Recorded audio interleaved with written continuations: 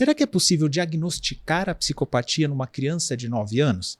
Aí a gente tem que dar um passo atrás e entender que a psicopatia é um transtorno de personalidade. Esse documentário mostra uma menina que tinha traços de psicopatia terríveis, numa idade muito parecida com esse garoto. E hoje ela é uma enfermeira, e uma enfermeira premiada.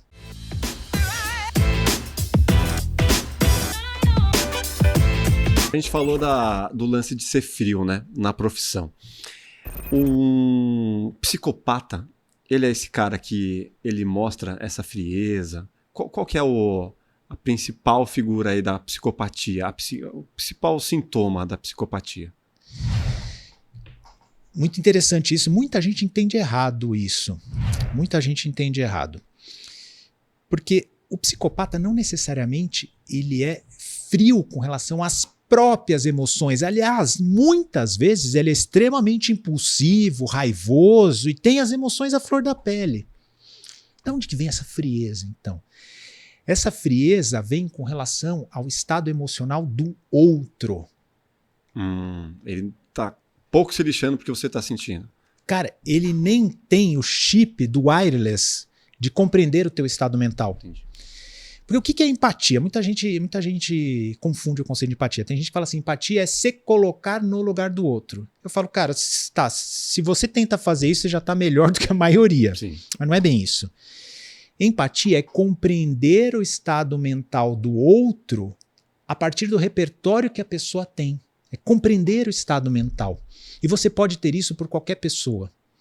Por exemplo, cara, um adolescente que terminou um primeiro namoro e tá lá achando que o mundo acabou, que nunca mais vai ter ninguém, nunca mais vai ser feliz. Se você se colocar no lugar dele, você vai falar, puta bobagem, eu sei que isso aí é besteira, é a primeira vez, vai acontecer muitas vezes ainda, né? Então o que você vai fazer? Você vai desprezar e desvalidar o sentimento daquele adolescente. Aí você já começa com o pé esquerdo, né? Total. Você desvalidou totalmente. Porque se você se colocar no lugar dele, você vai saber que aquilo lá é uma bobeira pro nosso repertório. Sim. Mas não pro repertório Pro dele. momento que você tá, né? Exato. Pega aí sua cabeça lá da adolescência. Exato. Uhum. Então você tem que entender o repertório que essa pessoa tem, o que ele está sentindo, validar o sentimento dessa pessoa. Isso é empatia. Vai validar o sentimento. Cara, tudo bem, eu sei que a circunstância dele, ele sentir isso agora é uma bobeira, mas eu já me senti também que eu tinha chegado ao fim em determinado momento. Que o meu problema não tinha solução. Em algum momento eu já achei que eu não ia ser mais feliz. Sim, tô num beco sem saída. Que eu tô num beco sem saída. Uhum. Isso me deu angústia. Cara, eu sei que o problema dele não justifica, mas eu sei como ele está se sentindo, eu entendo. Aí eu vou lá e valido o sentimento dele. Isso é que é ter empatia, é compreender o estado mental de outra pessoa. Sim. Né? Eu vou te dar um exemplo também agora, que é da minha residência. Por exemplo, eu estou entrevistando um paciente esquizofrênico que ele está paranoico, delirando, achando que os ETs colocaram um chip na cabeça dele e os vizinhos estão controlando o pensamento dele. Dá para ter empatia para uma pessoa assim? É complicado, mas você de alguma forma tem que ter, né? Não, mas é aí que tá. O cara tá de chapéu de alumínio lá já. Exato. Mas aí eu penso assim, cara, já não teve vez que eu me senti manipulado, já não teve vez que eu me senti que eu estava sendo oprimido, que eu senti que as pessoas estavam contra mim, caçoando, que eu me senti isolado. Sim. Certamente teve. Ele tá se sentindo dessa forma. E eu vou lá invalidar o sentimento dele. Você entendeu? Eu vou lá tirar sarro. Cadê o controle remoto? Sei lá. Não, cara, ele tá amargurado, ele tá angustiado. Você já se sentiu dessa forma por outros motivos, então você pode sintonizar com o sentimento dele, entender o estado mental dele, e isso vai ter uma repercussão afetiva em você. Sim. Isso que é empatia. Né? Quer dizer, o psicopata... É aí que tá, voltando lá ao psicopata, o psicopata não tem isso. Então, o teu estado mental, ele mal compreende, e se compreendesse, não ia dar bola nenhuma para isso, ele não ia sintonizar. Mas ele tem as emoções? Tem. Vai você fazer alguma coisa contra ele para você ver como ele reage de forma raivosa. Vai ele ser vítima de uma injustiça para você ver como ele vai ficar angustiado. Inclusive, essa coisa que o psiquiatra é frio é bobagem, porque muitos psiquiatras são... Psiquiatras não, psicopatas. Opa, peraí. Caramba, pior que eu falei isso no Vilela também quando eu estava conversando sobre psicopatia. Muitos psicopatas, inclusive, são extremamente impulsivos por reagir com os nervos à flor da pele. O que ele não compreende e o que ele não sintoniza é com a emoção do outro. Mas a emoção dele, muitas vezes ele respeita e muito, viu? Não só respeita, não só respeita que muitas vezes ele explode. Há categorias de psicopatas, principalmente os mais graves, que são extremamente impulsivos. Me dá uns 3 exemplos aí de figuras, grandes figuras públicas que provavelmente ou possivelmente são psicopatas. Ah, Carlos, aí eu vou te decepcionar. Ao longo da história, sei lá, não precisa nem estar vivo mais. Ao longo da história. Mas sabe o que é? Eu vou propor uma outra coisa. E eu vou te falar por quê. Assim, ou de filme, não sei. Isso que eu ia falar. Vamos tentar falar de personagens, tá, né? Sabe por quê? Eu te explico por quê. O Harvey Keckley foi o cara que cunhou o conceito de psicopatia que a gente tem hoje. Uhum.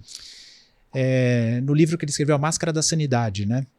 E ele conta isso é a palavra dele, ele conta que ele era chamado muito para programas de rádio e TV para fazer análises de personalidades. E ele conta que uma vez ele foi chamado para fazer uma análise da personalidade do Saddam Hussein, que era aquele ex-ditador do Iraque que foi condenado, né? E já não está mais entre nós, né? Em função da condenação dele. E sabe o que ele respondeu? Ele falou assim, cara, isso seria uma paródia da profissão. Eu fazer isso, uma personalidade pública que não é meu paciente, baseado em relatos, etc, né? Mas o que eu gosto de fazer é isso, pegar personagens. Só que agora não me vem que seja um... Se você me trouxer alguns personagens... Eu vou trazer, mas você não vai falar. Recentemente falaram que o Pablo Marçal era um psicopata. Não sei... Tá, eu vou tentar não ser psiquiatra. Eu sou um cidadão vendo uma pessoa pública, né? Você não precisa me responder. Mas... Complicado. Tá pisando em ovos.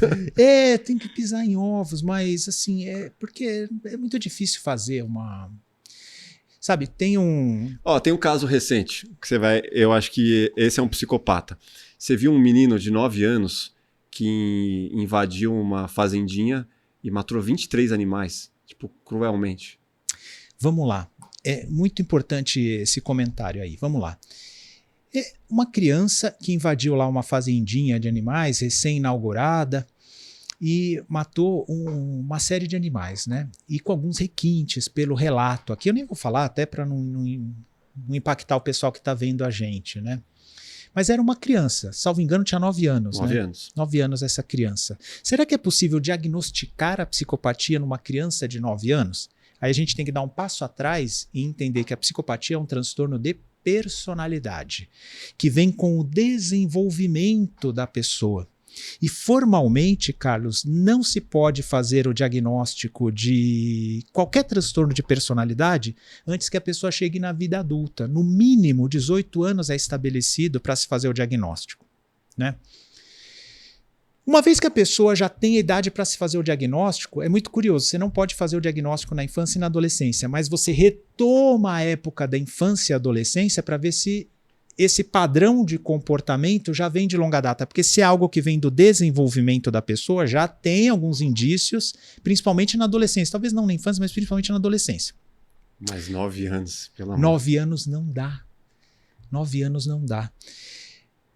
Só que aí as pessoas falam assim, mas existem alguns comportamentos. Pega um psicopata adulto.